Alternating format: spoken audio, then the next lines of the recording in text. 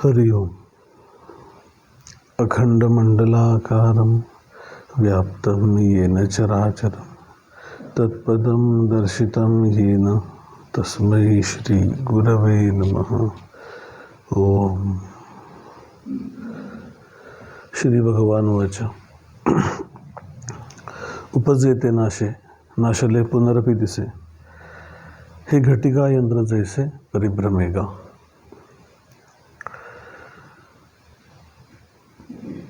ज्या ज्या गोष्टी निर्माण होतात त्या काही काळ त्यांचं अस्तित्व असतं आणि त्याच्यानंतर त्या विलय पावतात. असं वाटतं आपल्याला ही माहिती असलेलीच गोष्टी आहे, बघतच असतो आपण हे, की कुठलीही गोष्ट कायमस्वरूपी नसते, सतत बदल होणं हा प्रकृतीचा स्वभाव आहे. त्याप्रमाणे जी जी गोष्ट निर्माण होते, उपजे ते नाशे नाशले पुनरपि दिसे, कुठल्या तरी वेगळ्या फॉर्ममध्ये ती वस्तू निर्माण होते. जसं ते सायन्समधलं प्रिन्सिपल आहे की मॅटर अँड एनर्जी. सगळं जग दोनच गोष्टींमध्ये आहे, matter and energy. Forms can be changed, म्हणजे मॅटर इंटू एनर्जी आणि एनर्जी इंटू मॅटर होऊ शकतं, पण neither energy nor matter can be created or destroyed.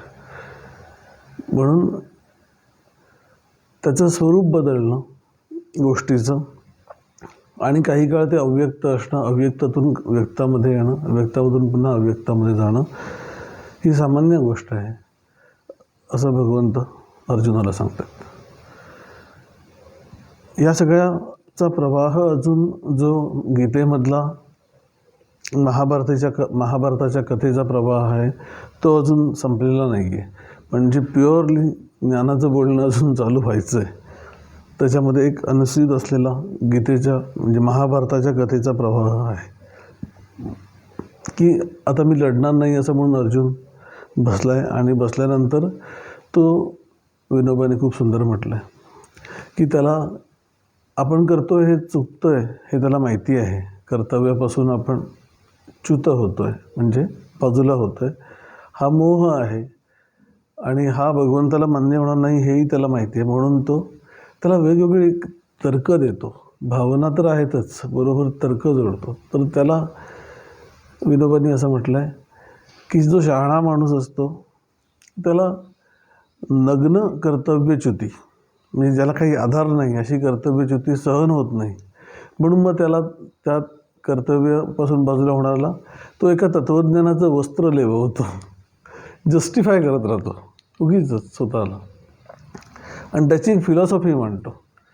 अर्जुनाची पण एक फिलॉसॉफी आहे की हे सगळं जर का युद्ध केलं तर सात्विक लोक मरतील, सगळं आर्यवंशाचा नाश होईल, आणि मग हे सगळं जे पूर्वापार चालत आलेली संस्कृती आहे ती विलय पावेल. सांगायला करायला राहील कोण पुढे? आणि ते त्याच्यापर्यंत बरोबर पण आहे. ज्याप्रमाणे सध्याच्या काळात पुरोगामी लोक आम्हाला अहिंसेचे धडे शिकवतात की कसे तुम्ही सौजन्याने राहायला पाहिजे, त्याच मी ते त्याच्या मागचे बाकीचे प्रॉब्लेम सोडूनच द्या, पण एक तत्त्वज्ञानाचं वस्त्र लेवलं की सगळ्या गोष्टीला एक संभ्रम निर्माण होतो. तशा प्रकारचा संभ्रम अर्जुनाच्या मनात स्वतः आहे आणि तो श्रीकृष्णांना पटवायचा तो प्रयत्न करतो. पण श्रीकृष्ण हे त्यांच्या जगी स्थिर असल्यामुळे सर्व प्रकारे ते काही त्याला बळी पडत नाहीत. आणि ते सुरुवातच इथून करतात की अशोच्यान अनवशोचस्तव प्रज्ञावादांश भाषासे. ज्या गोष्टींचा शोक नाही करायला पाहिजे त्या गोष्टींचा तू शोक करतोयस आणि वर शहाण्यासारखा बोलतोयस. तू जाणता तरी म्हणविसी, तरी नेणिवेते न सांडिसी, आणि शिकवो म्हणो तरी बोलसी बहुसाल नीती. जाणता म्हणवतोस, मूर्खपणा सांडत नाहीस, आणि शिकवायला जावं तर तू आम्हालाच सांगतोस नीती सगळी. हे सगळं चालू असताना मग त्यांनी एकदम त्याचा तो भावनिक कल्लोळ बाजूला सारून त्याला तू निमित्त मात्र आहेस हे सांगायला, हे सगळं विश्व ज्या आत्मतत्वाच्या आधारावर आहे ते आपलं स्वरूप आहे, त्या आत्मतत्वाचंच वर्णन करायला सुरुवात केली. नैनम चिंतन्ति शस्त्राणि नैनम दहति पावक, किंवा अंतवंत इमे देहा, की एक शरीर आहे, हे शरीर हे सतत जाणारच आहे, पण ह्याच्यामध्ये जे चैतन्य तत्व आहे ते नित्य आहे. आणि त्याच्याकडे पाहिलं तर असं लक्षात येतं, तर कोणी कोणाला मारू शकत नाही आणि कोणी मरू शकत नाही. म्हणून तू स्वतःला जे या सगळ्या युद्धाचं कर्तृत्व घेऊन बसला आहेस आणि जणू काही माझ्यावरच जबाबदारी आहे सगळ्याची, अशा प्रकारे जो भ्रामक समजुतीत वावरतोस तसं खरं तर नाही आहे. आणि हे तत्व अशा प्रकारे नित्य असल्यामुळे तू शोक करण्याचं काही कारण नाही. हे सांगत असताना अनेक प्रकारे भगवंतांनी हे सांगितलेलं आहे की हे तत्व तुला एवढं नित्य असूनसुद्धा, सगळीकडे असूनसुद्धा तुला कळत का नाही आहे? ह्याचं कारण मात्रा स्पर्शास्तु कौंतेय शीतोष्ण सुखदुःखदाः. तुझं अंतःकरण हे सतत तात्कालिक सुखदुःखांशी संबंधित होऊन राहिलेलं आहे. शरीर म्हणजेच मी, म्हणजेच व्यक्तिमत्व म्हणजे मी, हा भाव एवढा दृढ आहे की त्याच्यामधून निर्माण होणाऱ्या सगळ्या वृत्तींनी अंतःकरण सतत व्यापलेलं आहे. त्याच्याकडून चैतन्य तत्वाकडे जाण्याचा मार्ग तू स्वतःलाच बंद करून ठेवलेला आहेस. म्हणून अर्जुनाचं त्याचं एक रडगाणं आहे, पण त्याच्यामधून आमचं काय हा जो प्रश्न आहे, त्याच्याशी या कथेचा आमच्याशी संबंध काय? तर गीता अगदी सुरुवातीपासून या सगळ्या गोष्टी सामान्य इतर साधक वर्गाला खुल्या करून देते आहे.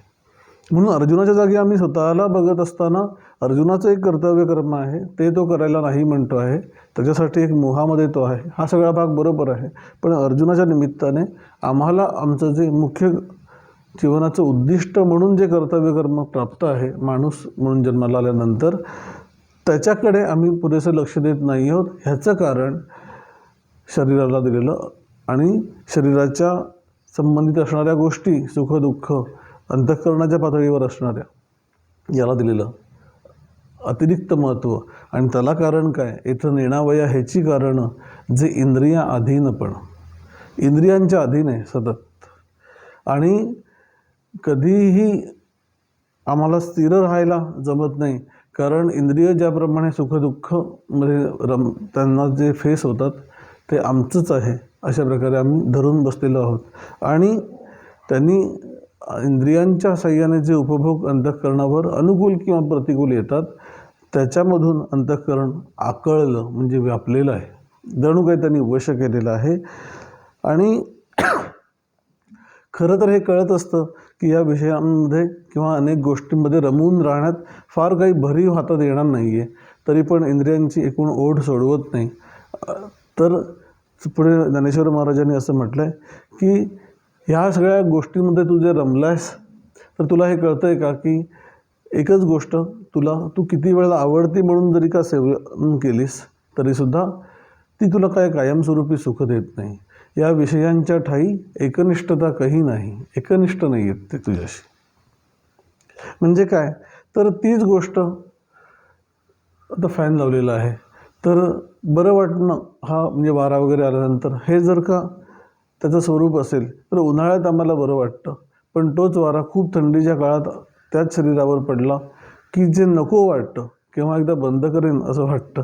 याचं कारण की तू जे मानून चालला आहेस की ते वारा वाटल्यानंतरच मला बरं वाटेल, तसं तो विषय म्हणजे आता हे स्पर्शनेंद्रियाचं चाललेलं आहे, तो विषय हा कायमस्वरूपी तुम्हाला एकच फिलिंग देत नाही. स्वामीजी खूप सुंदर उदाहरण ठरलं द्यायचे की समजा गुलाबजाम आवडतं, तर पहिला खाल्ल्यानंतर सुख म्हणजे काय असतं ते कळतं, आणि त्याच्यानंतर आवडला, खूपच छान होता, मग त्याच्या त्या गुलाबजामाचं वर्णन करत ते ज्या प्रकारे, ते आत्ता नको घ्यायला, तो कसा मुरलेला असतो तो. आणि त्याच्यानंतर दुसरा गुलाबजाम, तिसरा गुलाबजाम, एक 5 खाऊन असं बरं वाटलं. हळूहळू तो त्याचा आग्रह करत वाढतच गेले की थोड्या वेळाने त्याचं एक सॅच्युरेशन यायला लागतं.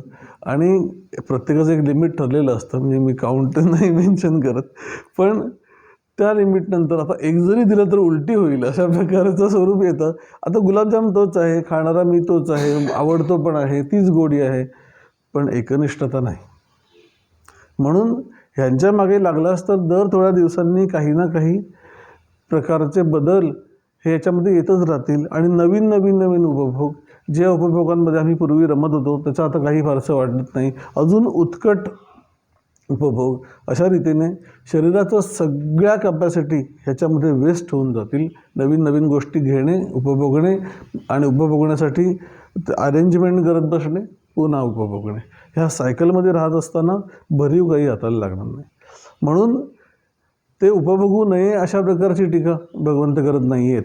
पण त्याचं स्वरूप समजून घे आणि ते समजून घेत असताना मूळ ते समजून आलं की हे अनित्य आहे, की प्रमाणाबाहेर त्यात तू रमणार नाहीस तत्वाकडे. म्हणून वेध घ्यायची तुझी जी शक्ती आहे ती वापर कर असं, आणि योग्य वेळ हातात असताना कर असं म्हणून सांगायचं आहे. म्हणून हा सगळा प्रभाव पुढे आल्यानंतर या आत्मतत्वाचं वर्णन झालं की हा तर्काची ये दिठी गोचर नव्हे किरीटी, म्हणजे खूप विचार केला ह्याच्याबद्दल, आत्मतत्वाबद्दल खूप लिखाण केलं, लोकांना सांगितलं, स्वतः अजून काही काही त्याच्याबद्दल विशेषणं लावली, तरी ती विशेषणं तत्वाचा अनुभव करून देत नाहीत.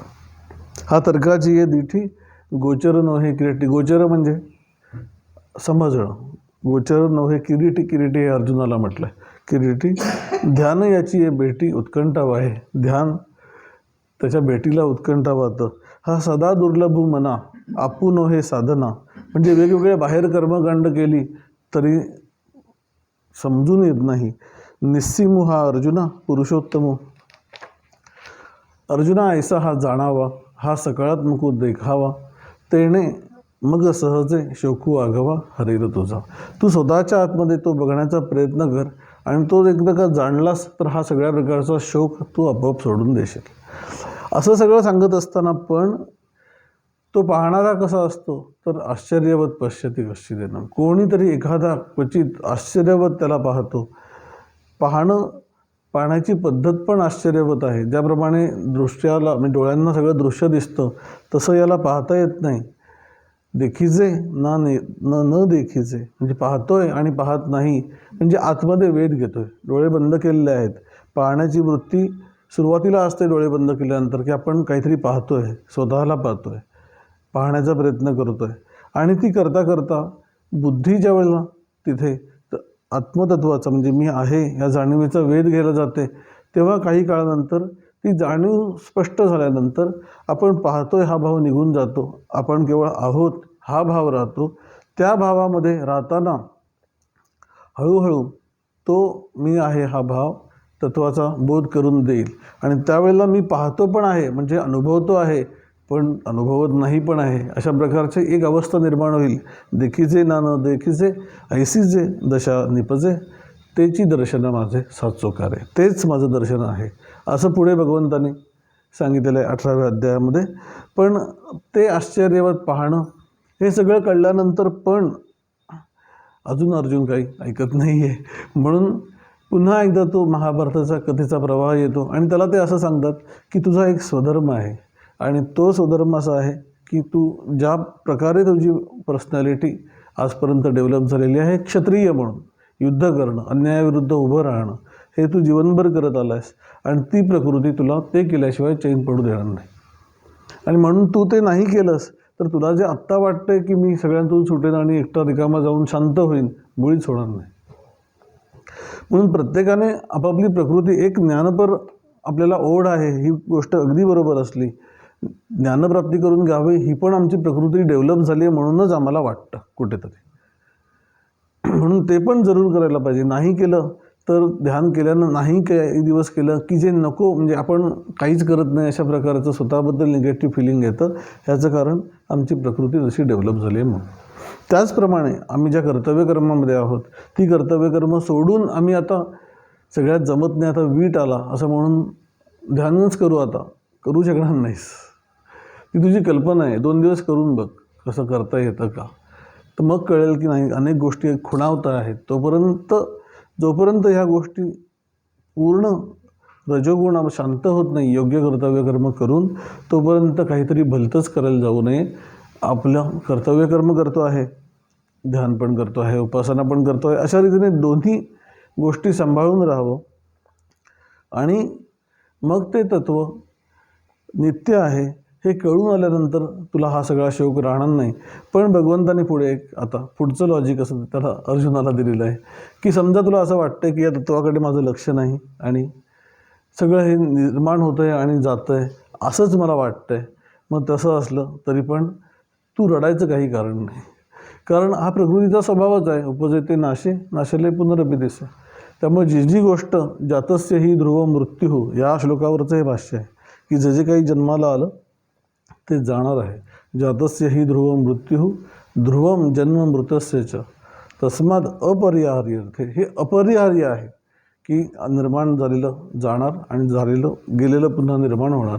ह्याची अपरिहार्यता कळल्यानंतर आता ॲक्सेप्ट कर की ठीक आहे, तू ह्या आत्म्याला अशा प्रकारे जाणत नाहीस, पण प्रकृती तर बघतो आहेस. सगळ्या गोष्टी ज्या प्रकारे निर्माण होतात आणि जात आहेत, कुठलीही गोष्ट कॉन्स्टंट नाही हे तू मान्य करतोस आतमधून.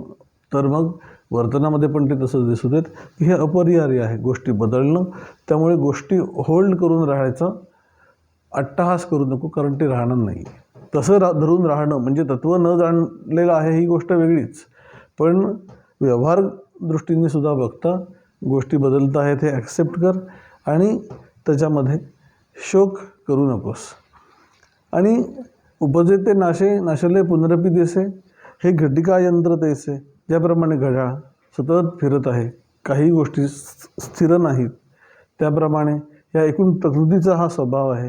हे अर्जुनाला सांगण्याचा तर एक भाग आहेच, पण दुसरं आपण काय याच्यामधून घेऊ शकतो तर ते म्हणजे या सतत बदलणाऱ्या जगाचं नेचर एकदा का आम्हाला समजून आल्यानंतर ज्या ज्या गोष्टी आम्ही आज अनुकूल आहेत त्या पूर्णत्वाने वापर करायचा प्रयत्न केला पाहिजे. आम्ही कुठल्याही वयोगटामध्ये असू, कुठल्याही परिस्थितीमध्ये असू, पण त्याच्यामध्ये आमचा जो मुख्य ज्ञानाकडे जाण्याचा कल आहे त्याला आम्ही आमच्या दिवसभराच्या शेड्यूलमध्ये न्याय दिला पाहिजे. जी टोचणी असते माणसाच्या मनाला ती ज्ञानप्राप्ती झाली नाही म्हणून नसते, आम्ही साधना धड करत नाही म्हणून नसते. कारण ती प्रकृती तर डेव्हलप म्हणजे आतून तर खुणावते आहे, पण आम्ही करत नाही आहोत, तितकं करत नाही आहोत. मग ते कर ना, एवढं काय आहे त्याच्यामध्ये, सारखं बोज लावून घेणार काय. जे नाही केलंस त्याच्यामध्ये वेळ फुकट घालवलास, तसं हे रडण्यात पण वेळ फुकटच चालला आहे. त्यापेक्षा स्ववर राहायचा सतत प्रयत्न कर की त्या दिवसापुरती मी पूर्ण करू शकलो असं स्वतःला कधीतरी सॅटिस्फाय वाटू दे, तसं वागण्याचा प्रयत्न करणं.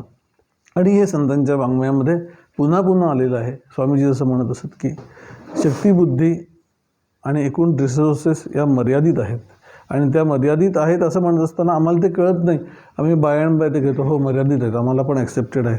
पण परिस्थिती बदलता बदलता अशा स्टेजला माणूस येऊन पोचू शकतो की राहूनच गेलं. तसं होऊ नये याच्यासाठी म्हणून जो जोर लावायची आवश्यकता आहे त्याच्यासाठी थोडी टोचणी पाहिजे. आणि म्हणून सगळ्या संतांनी हा एक उपदेशाचा मार्ग म्हणून स्वीकारलेला आहे की मरणाचे स्मरण असावे, हरिभक्तीचं सादर व्हावे. हे जे सांगितलेलं आहे की संपणार आहे कधीतरी, असं जर का तुला कळतं आहे तर हरिभक्तीला सादर हो रोज. आणि ती जी टोचणी आहे मनामध्ये की आम्ही केलं नाही फारसं, आमच्याकडे स्कोप होता, ती तरी मनामधून काढून टाक. आणि कशाप्रकारे हे संत जागरूक होते, ज्या ज्या गोष्टी ऐकतायत त्या स्वतःच्या आयुष्याला लावून बघण्यामध्ये. त्याला कलावती आई ज्यावेळेला अतिशय लहान होत्या त्यावेळेला 6-7 वर्षांच्या बाळ म्हणत असत त्यांना, आणि त्या कीर्तनाला जात असत. पाऊस पडला होता आणि त्याच्यानंतर पाऊस पडत होता त्यावेळेला त्या आणि त्यांचे वडील अंगणात उभं राहून तो पडणारा पाऊस आणि खाली पाणी साचलेलं ते बुडबुडे निर्माण होतात ते बघत असत. तर त्या टक लावून काहीतरी बघतायत असं वडिलांना लक्षात आलं. तर बाळ काय बघतेस असं म्हटल्यावर ते म्हणाले की बुडबुडे बघते. बुडबुड्यांमध्ये काय बघायचं? ते म्हणले की कालच हरिदास बुवांनी जे सांगितलं कीर्तनामध्ये की माणसाचं जीवन हा बुडबुडा आहे, तर त्याप्रमाणे आत्ता जो हा छोटा बुडबुडा दिसतोय तो म्हणजे मी आहे, जो मोठा आहे तो तुम्ही आहात, आणि नुकताच फुटला तो आजोबा आहेत. असं त्या लहान मुलीने ते रिलेट करणं. म्हणून श्रवण जे काही चाललेलं आहे ते आम्ही आम्हाला स्वतःच्या आयुष्याला लावून बघणं आणि त्याप्रमाणे सुधारणा करण्याचा प्रयत्न करणं, असं झालं की ते श्रवण पूर्ण होतं. नाहीतर मग नुसतं एक रिच्युअल श्रवणाचं पण होऊ शकतं, तसं होतं कामा नये. ते श्रवण आमच्या अंतःकरणामध्ये रुजणं, याच्यासाठी त्याच्यावर चिंतन होणं. श्रवण याचा अर्थ केवळ ऐकणं असं नसून अभ्यास जो काही करतो आहोत, आम्ही पाठ करतो आहोत, वाचतो आहोत, ते वाचल्यानंतर आमच्या आयुष्याला लावून बघणं आणि जे काही चुकतं आहे असं दिसतं आहे ते करेक्ट करायचा प्रयत्न करणं, याच्यासाठी म्हणून थोडा जो वेग घेण्याची आवश्यकता आहे, तर या ओवीमधून आणलेलं आहे की आधीच्या ओवीमध्ये नित्यपाठाच्या या उपाधी माझी गुप्त चैतन्य असे सर्वगत, या उपाधीच्या मागे एक चैतन्य सर्वगत आहे आणि ते चैतन्य सर्वगत असणारं त्याच्याकडे लक्ष जात नाही, तर सतत बदलणारी जी गोष्ट आहे ती म्हणजे प्रकृती. त्याच्या समोर ते दोन्ही एका बाजूला एक ठेवलं की लगेच त्यातला फरक जाणवतो की अरे हो, ही गोष्ट बदलणारी आहे आणि ही गोष्ट कॉन्स्टंट आहे.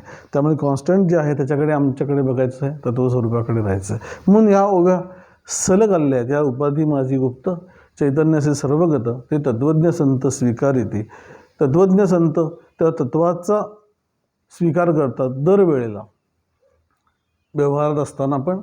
आणि कारण काय आहे तर उपजेते नाशे नाशाले पुनरपी दिसे, हे घटिका यंत्र जैसे परिभ्रमेगा.